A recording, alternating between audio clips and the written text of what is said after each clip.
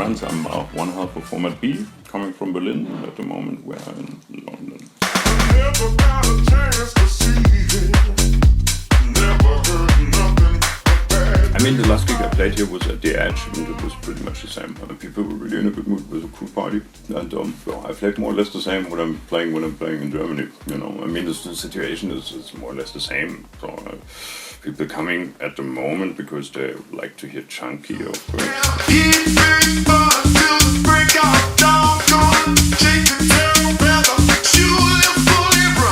The idea they had was so sad that we were sitting in the studio talking about the concept, saying, okay, we need something else, and then we came up with the idea. It's a funny song, you know, people should have a good time, and then well, we were thinking about what to do. We said, okay, you remember Mr. Oizoff, that Eric, it's a good idea, so we would like to go in a similar way, you know. Funny ways, a lot of kids really love it. You know, we received a lot of video clips from little kids standing in front of the TV. You know, so what can I say? I really like it. You know, it's the first really professional video we made, and yeah, the rooster is pretty funny, and well, that's my opinion. I like it. You know, and even my mom liked it, and my so,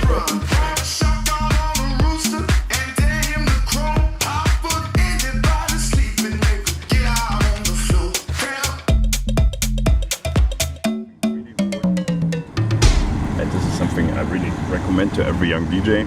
Earplugs. You need to wear earplugs. Save your ears, that's important.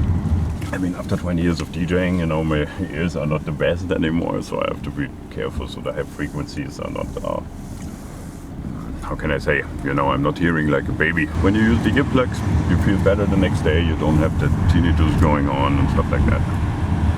I mean, it's 20 years ago now. It's my 20th anniversary. So I started in '96, and I was 18 years old, and friends of mine were asking me if I want to play at an after party they were running in Berlin. So that one became really huge. I played there every weekend then as a resident DJ there, and this is how it started.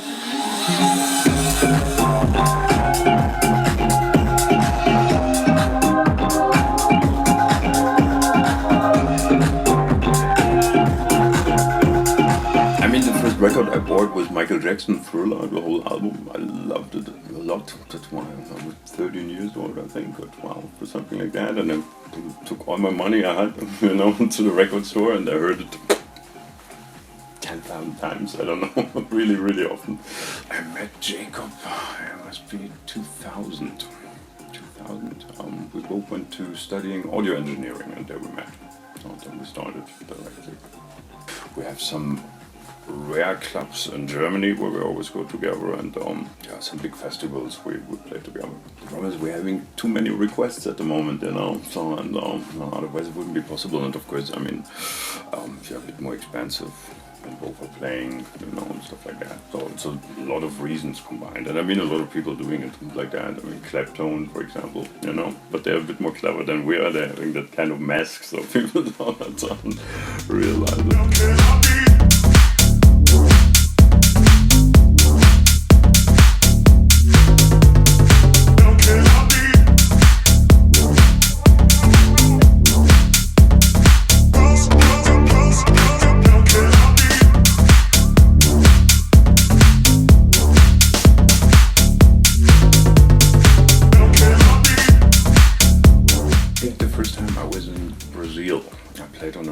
I didn't expect something. I expected a little festival, a small one, you know. And then I went to the booth there, and it was like 60,000 people. It was super huge, and I was excited like hell, of course. So yeah, but then after a while you're getting used to it, you know. So and then you're not making really a big difference between a big or a small festival, you know, as long it's a bit tricky to, you know, when you have 60,000 people, and making 60,000 people freaking out and dance to your music is way more difficult than going to a club of 300 people.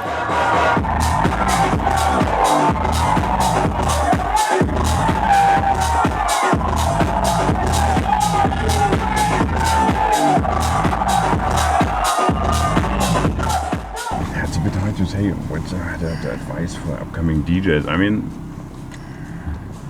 young DJs often asking me that, and I'm always telling them, hey guys, it's really important that you start to produce your own music, you know, and try really to find your own sound and develop that. So this is something important, because how should people? I mean, imagine you're a DJ in Berlin, you know, when you're playing good stuff. But how should promoters from Australia know that you're a good DJ coming from Berlin when you don't produce? You know, so this is my advice, really.